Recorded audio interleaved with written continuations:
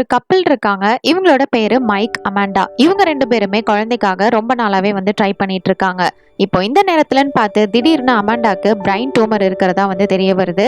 இதோட size, location எல்லாமே ரொம்பவே சிவியரா இருக்கிறதுனால இவங்கள காப்பாத்த முடியாது அப்படின்ற மாரி டாக்டர் சொல்லிடுறாங்க. அப்பதான் அவங்க இன்னொரு விஷயத்தையும் சொல்றாங்க.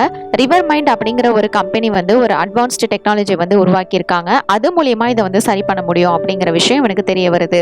இது அப்படி என்ன பண்ணும் அப்படின்னு பார்த்தா, நம்ம மூளையில இருக்கிற அந்த மெமரிஸ் எல்லாத்தையும் ஒரு பேக்கப் மாதிரி எடுத்து கம்ப்யூட்டர்ல ஸ்டோர் பண்ணி வச்சுப்பாங்க. இப்போ மொபைல்ல ஒரு ஆப் இன்ஸ்டால் பண்ணி அந்த ஆப் மூலியமா நம்மளோட மூளையை கண்ட்ரோல் பண்ற மாதிரியான ப்ராசஸ் தான் இது.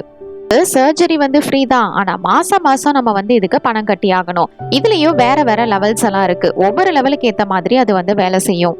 2 பேருமே வேற நார்மலான ஒரு ரேஞ்ச்ல இருக்கிறவங்க தான். இப்ப இத வந்து எப்படி சமாளிக்கிறாங்க? அப்படியே இத பண்ணாலும் எப்படி வந்து அது வேலை செய்யுது அப்படின்றது தான் இந்த கதையோட ஸ்டோரி.